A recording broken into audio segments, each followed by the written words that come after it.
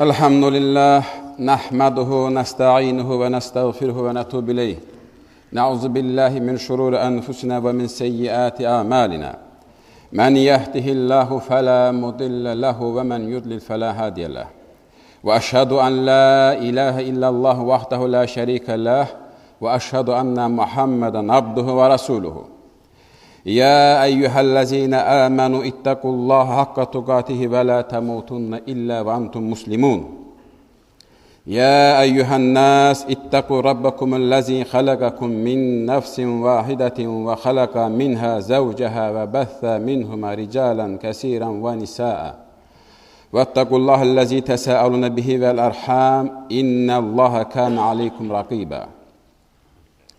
يا أيها الذين آمنوا اتقوا الله وقولوا قولا سديدا يصلح لكم أعمالكم ويغفر لكم ذنوبكم ومن يطع الله ورسوله فقد فاز فوزا عظيما أما بعد إن أصدق الحديث كتاب الله وأحسن هدي محمد صلى الله عليه وسلم وشر الأمور محدثاتها وكل محدثة بدعة وكل بدعة ضلالة və kullu dalaletin finnar. Dəyərli möminlər, dəyərli qardaşlar, Səfər ayını demək olar ki, ortasındayıq. Keçən Məhərrəm ayında da, bu ayda da, istər mətbuatda, istərsə də televiziya kanallarında və də sosial şəbəkələrdə çoxlu söhbətlər və xutbələr söylənirdir ki, Kərbəla olmasaydı, dinimiz məhv olardı, dinimiz əldən gedərdir. Bu cümlələri biz söyləməklə, işlətməklə cənnət seyidi olan Həzrət Hüseynin şəhərinə toxunmaq istəmirik. Əksinə bu bir həqiqətdir ki, Kərbəla bizim üçün bir mərdlik məktəbidir. Həzrət Hüseyin radiyallahu Muaviyyənin ictihadı səbəbindən Allah və Rəsulunun bizlərə əmr etdiyi şura sistemini kökündən dəyişiklik etməyinə və bu dəyişikliyi də oğlu tərəfindən davam etdirilməsinə qarşı çıxaraq zülmə və haqsıza qarşı mübarizə aparmışdır. Həzrət Hüseyin Küfə qoşununu Allahın adı ilə xəbərdarlıq edərək də deyirdi: özünüzü mühakimə edin və düşünün, sizə mənim kimi bir adamla döyüşmək yaraşmaz. Mən sizin Peyğəmbərinizin qız nəvəsiyəm. Peyğəmbər mənim və qardaşım haqqında buyurmuşdur. Bunlar cənnət gənclərinin ağasıdır. Təəssüflər olsun ki, bütün bunlara baxmayaraq Həzrət Hüseyin və onunla bu haqq mübarizədə olanlar şəhid oldular. Allah onların hamısından razı olsun və rəhmət eləsin. Lakin bütün bu əməllər o demək deyil ki, Kərbəla olmasaydı, İslam əldən gedərdir. Bu, biraz haqsız yanaşmadır. Bu cümlə olaraq haqsız yanaşmadır. Çünki dini də, Quranı da göndərən Allahdır və bütün əməlləri də Allah bilirdir. İkincisi, Peyğəmbərimizin yaşadığı dövrə bir tarixi baxış keçirsək görərik ki, o dövrdəki əshabın şücaəti və döyüş yolu heç də İmam Hüseynin şücaət və döyüş yolundan geri qalmırdır. Məsələn, Bədir savaşı tarixə küfür və imanın, haqq ilə batilin, şirk ilə tövhidin savaşı kimi düşmüşdür. Bədir savaşında Həzrəti Həmzənin, Həzrəti Əlinin və Ubeydə bin Harisin göstərdikləri şücaət səlnaməsi, eləcə də Həzrət Əlinin Xəndək savaşında müşriklərin öndəri və güc qüvvəsi sayılan Əmr ibn Əbdüvəhdi qətlə yetirməsi İslam tarixinin ən şərəfli salnamələrindəndir. Şəhidlik salnaməsi olan Uhud isə İslam tarixində xüsusi bir yeri vardır.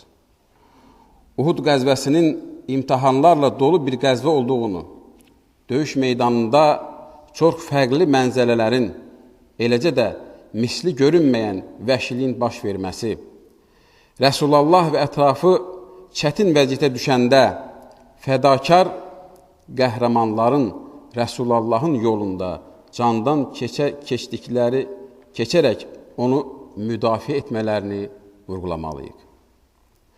Bu fədakar insanlardan Həzrəti Musab və Həzrəti Həmzə kimi qəhrəmanlardan əvvəllər bəhs etmişdik. Bugün isə digər ibrət lövhələri yaşamaq istəyirik. Onları isə xatırlamaq istəyirik. Çünki bu şəxslər Həzrət Hüseyin kimi bizim yolumuza işıq tutmağa, yada salınmağa və ibrət alınmağa layiq insanlardılar. Bu hadisələri yaşayan insanlar nümunəvi insanlardılar. Onlardan bəziləri, məsələn, Uhudda şəhid olan Ənəs bin Nadir. Uhud döyüşündə əsla sarsılmayan döyüşçülərdən biridir.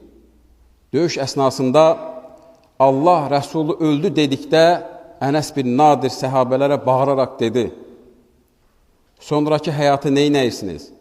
Allah Rəsulunun öldüyü əqidə uğrunda siz də can verin. Döyüşdən sonra Ənəs bin Nadir tapanda onun bədənində 70-dən çox yara var idir. O tanınmaz bir halda idir. Onu yalnız bacısı parmaqlarından tanıya bildi ki, bu Ənəs bin Nadir.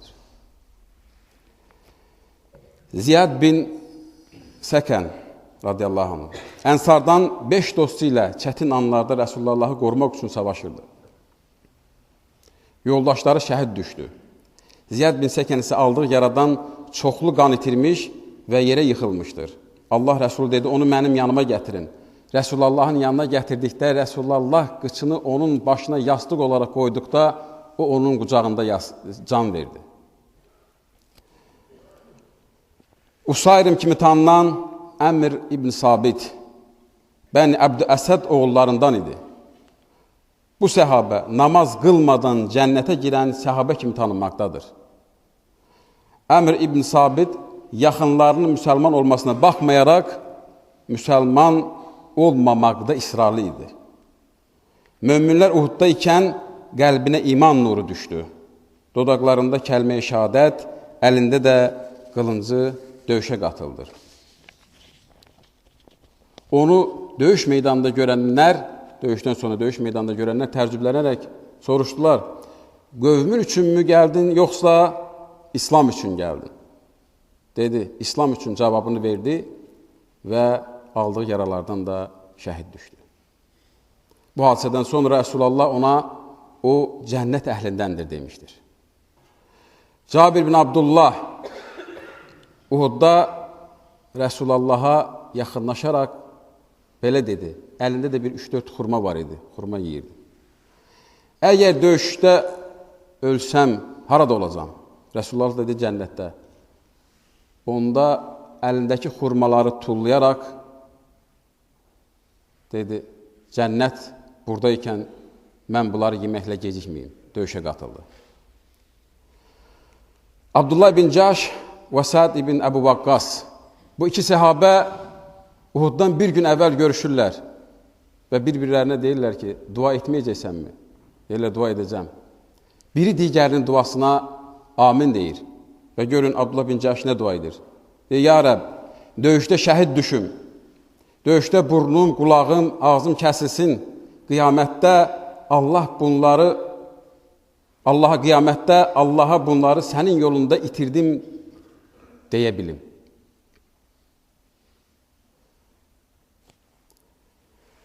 Talha bin Ubeydullah, Uhudda yadda qalan səhabələrdən də biri budur.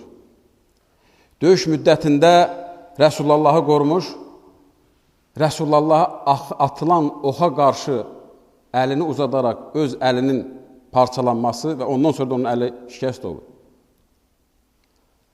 Sonra Rəsulullah döyüşün çətin anında Uhud dağına sığınarkən, yəni Uhud dağına tərəf çəkilərkən, Rəsulullah da aldığı yaralardan qan itirmişdi, taqətsiz idi.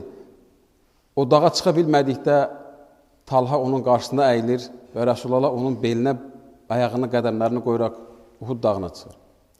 Döyüşdən sonra Rəsulullahın bir neçə yaraları var idi, ağır yaraları var idi. Onlardan biri də dəbilqənin halqaları üzünə batmışdı, yanağına batmışdı. Onu çıxarda bilmirdilər. Talha onu dişlərinlə dartaraq onu oradan çıxardarkən də bir dişini sındırır. Bəni dinarlı qadın, Həzrəti Sümeyrə xanım, Allah ondan razı olsun, digərlərinin hamısından razı olsun. Amma bu xanımın da çəkdiyinə baxın. Onun əri, oğlu və qardaşı, üçü də orada şəhid düşürlər. Və xanımın, o fədakar xanımın verdiyi sual nə olur? Deyir, mənə Rəsulullahı göstərin. O hardadır, onu mənə göstərin. Rəsulullahı görüncə deyir, sən varsansa bütün çətinliklər mənim üçün asan olar, ya Rəsulullah. Sən sağsan mənə yetər. O xanımın da çəkdiyi əzablar, izdirablar Kərbəlada çəkilən xanım Zeynəbin izdirabından az deyil idi.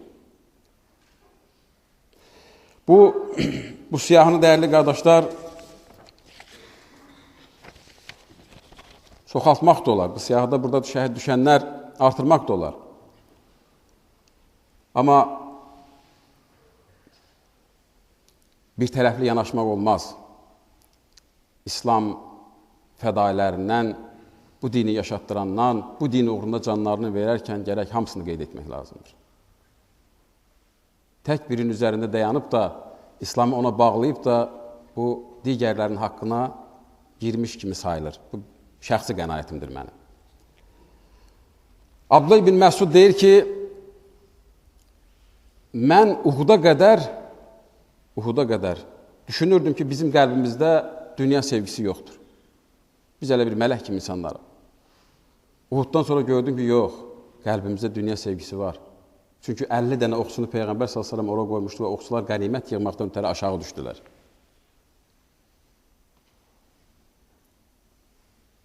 Bugün də biz o dünya sevgisinə qatılıb bəzi addımlar atmayan qardaşlar. Uhudda 70 səhabədən 65-i demək olar ki, Mədinəli idi, Ənsar idi. Bugün Mədinəlilər qalxıb da iddia eləsinlər ki, biz olmasaydıq, İslam gedərdi məndən. Dinimiz məhv olardı mı? Düzgün deyil. Bunu unutmamalıyıq ki, Kərbəlanı da, Uhudu da, Bədri də, Xəndəyi də və digərlərində Allah murad etdi deyə bu oldu.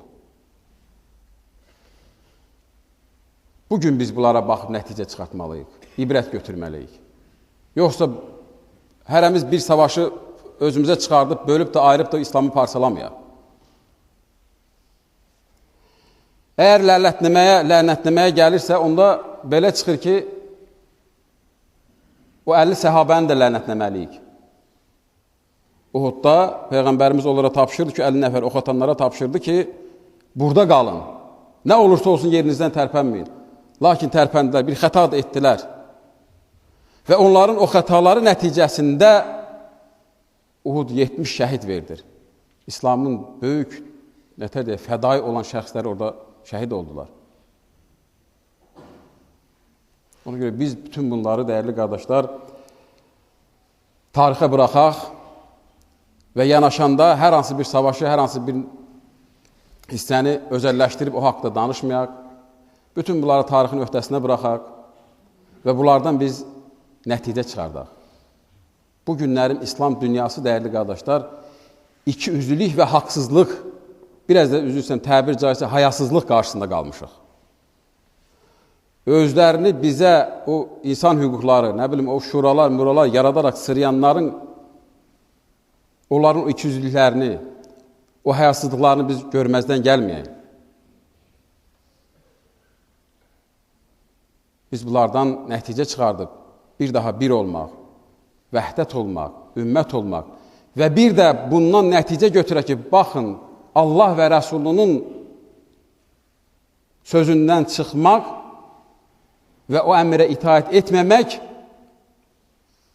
Uhudu yaşatdırmışdır səhabələrə.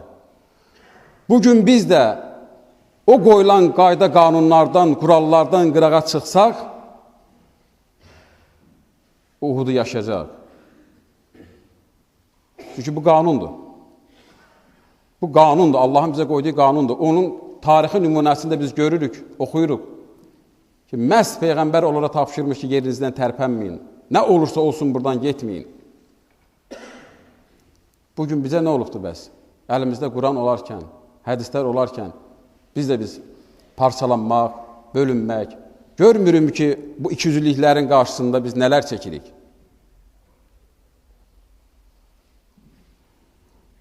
Yoxsa bugün sənlə bir otaqda olur, bir yerdə olur, bir qardaş olur, ayrılan kimi bölünəcək, firqə yaradacaq, ağlına gələni danışacaq. Nəsə bir şey yaratmalısan, yaradırsan, özün bilərsən, amma oxunsun deyib, bura ağlıma gələn gərək yazmalısan. Bu, indi internetdir, WhatsAppdır, nələrdir, bu sosial şəbəkələrdir, bunlar indi biraz nətər deyirlər, sənə ucuzdur, havaydır, nətər deyim, əlindədir deyib, heç kim sənə qadağa qoymur deyib, ağlıma gələni yaymalısan, ümməti parçalamalısan, bölməlisən. Qutarağın, qardaşlar, bunlara da qarşı birgə mübarizə aparaq. Hər deyilən, hər atılan, hər cümlələrə inanmayaq. Bunu bir araşdırağın. Araşdırağın ki, ikinci Uhudu, Kərbəlanı və digərlərini yaşamayaq və araşdırağın ki, bu günlərim həqiqətən də biz bu ikiyüzlülük qarşısında qalmışıq. Bu həyasızların qarşısında nətər dilə qalmışıq biz bunların qarşısında.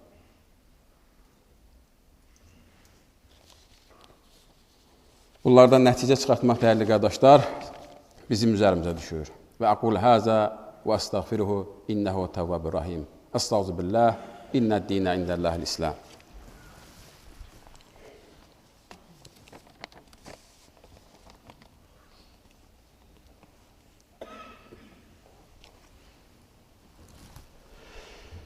Elhamdülillah, hamdən kəmilinə və salatu və salam ala seyyidinə Muhammedin və sahbi əcmain, ta'zimən li nəbihi təkrimən li səfihi və qala azza və cəllə min qaylə müxbirən və əmirə innə Allah və mələikəti yüsəllun alə nəbi, yə yuhəlləzin əmənu sallu aleyhi və səllimu təslimə, Allahümmə salli ala seyyidinə Muhammedin və ala ali Muhammed, kəmə salləyt alə İbrahimə və ala ali İbrahimə kəmidun məcid. Allahümmə bərəqt alə Muhammedin və ala ali Muhammed, kəmə bərəqt alə İbrahimə və ala ali İbrahimə kəmidun məcid. Allahümmə vardini xulafə raşidin, Seyyidil Əbu Bəkir, Seyyidil Ömər, Seyyidil Osman, Seyyidil Ali və bəqiyyətil həşrətil mübaşşərə, zül sidqi vəl vəfəyi və cəmil mühacirin və ənsar və min təbəmilə yu'mil cəzə və cəmil mü'minə vəl mü'minət vəl müslimə vəl müslimət ələhyəhum minhum vəl əmvat. Bir-iki dəqiqədə vaxtınızı almaq istəyirəm. Bizə belə bir məktub gəlib, biraz şikayət xarakterlidir, biraz da təhdid xarakterlidir. Ki, yəni məsciddə bizim işçilərimiz güya fitnə törədirlər, fəsad törədirlər. Əvvəli bunu yazandan Allah hidayət versin deyirəm. Biraz bir hədislərə də müraciət eləsin, baxsın ki, möminin bir güzgüsüdür, möminin bir qardaşıdır. Əgər hər hansı bir etiraz varsa, hər hansı bir şey xoşuna gəlmirsə, bunu gəl imam otağında oturaq, müzakirə eləyək, baxaq. Yox, əgər bura gəlmək istəmirsənsə və buradakı söhbətlər sənin xoşuna gəlmirsə, onda maşallah, əlhəmdülillah, məscidlərimiz var. Digər məscidlərdə gedib namazını, ibadətini edə bilərsən, qıla bilərsən, yerinə yetirə bilərsən. Amma belə bir təhdidlə yazmaqdan ki, fitnə törədir, fitnə var və ya işdən qovdurtturacaq, o şikayət yazacaq, filan olacaq. Bunlar cılız, nətər deyil, belə bir bizim üçün, nətər deyil, bilməyəm, bunu necə də qarşılar, necə deyil, belə bir gülməli olan bir vəziyyətdir. Ki, görəsən bunu yazan, bir İslamdan, bu dindən, bu qardaşlıqdan, bu Peyğəmbər s.ə.v-in hədisindən bir xəbər varmı ki, sən bunu təhdiddən, bunlar nə nəticə verəcək? Bu kimi yazılar nə nəticə verəcək? Bunun axırı nə olacaq? Heç bunu yazarkən bir utandı mı, bir xəcalət çəkdi mi? Hər hansı bir etiraz ola bilər. Ola bilər etirazlar ola bilər, fikir ayrılıqları ola bilər, düşüncə ayrılıqları ola bilər, amma bunun bir yolu var, bir qaydası var. Təhdiddən, hədədən, qorxudan, filan yerə şikayət edəcək, filan yerdən çıxartacaq. Yadda saxlayın. Yəni, bütün məscidlərdə imamı da, özü biz heç əqidəmizə görə bir axund ifadəsi də işlətmirik. Biz həmişə ifadəmiz imam olubdur, məscidi imamı olubdur. Yoxsa məscidin, nə bilim, axundudur, filanıdır, feşmandır, belə bir ifadələri yazmaq, belə bir bunu düşün görək, belə bir ifadə varmı, yoxsa yoxdurmu? İkincisi olaraq yadda saxla ki, bütün yerlərdə, məscidlərdə imamı da, ya və yaxud da axudu da, onun mavinindən kimsə bir yer təyin edir. Qafqaz Müsəlmanlar İdarəsidir. Burada 50 dənə yerin adını yazmağa da ehtiyac yoxdur, yəni şikayət ora da bilərsən.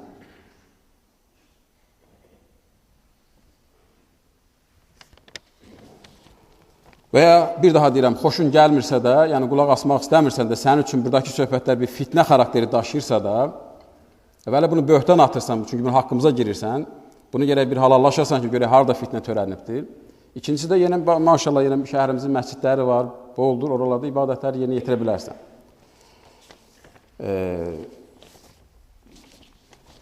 İkinci məsələ, dəyərli qardaşlar, bizim bu məscidin dəstəmazxanası var burada. Bu dəstəmazxananın kanalizasiya suyu o sökülmüş yerlərə axıdılır. Və söküləndən bəridir ki, orada yəni boş yerə axıdılır gedirdi.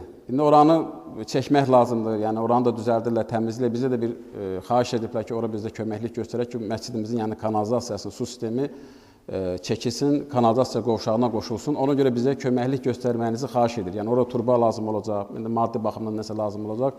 Buna da yəni köməklik göstərməyinizi xahiş edir ki, bizim məsciddir, bizim dəstəmazxananın suyudur. Gələcəkdə yəni bizim üçün ora problem olmasın, həm də tez tutulur. Hətta görürsünüz ki, bu gün də var, bax o qazıntıların səbəbi nəticəsindən məscidə düşərkən kanalizasiya dolub yol boyu axır gedir. Bunu biz hər dəfə təmizlədirik də, amma nəticə vermir. Yəni qərardır inşallah almışıq ki, oradan bir turbadan onu gözəl və səliqəli surətdə bir kanalizasiya qovşağına çəkər. Buna yardım göstərməyinizi xahiş edirik inşallah. Ondan sonra bir qardaşımız ağır xəstədir, müayinədədir, inşallah müayinə olunur. Onda xeyirli bir nəticələri olması üçün Allahdan dua edək. Yenə bir qardaşımız ağır xəstədir, ona da Allah şəfa versin. Allahümmə işfi əntə şəfi və lə şifə illə şifək, əş-şifəkə lə yuqadir siqəmə ya Rabbil aləmin. Əuzu billahi minəşşeytanirracim, bismillahirrahmanirrahim. İnnəlləhə ya'muru bil-adli vəl-ihsani və itəyi zil-qurba və yənhə anil fəhşəyi vəl-münkəri vəl-bə'i ya'izdukum ləalləkum təzəkkarun. Və aqimis-salah, innəs-salətə tənhə anil-fəhşəy vəl-münkər. Dəyərli qardaşlar, Allah Teala bizi daimən ədalətli olmağa çağırır. Bu əməlimizə də yalnız ibadətimizə nail ola bilərik. İbadətimizin başında da namaz durur. Namaza qalxağın ki, namaz bizi bütün pislik və çirkinliklərdən çəkindirir.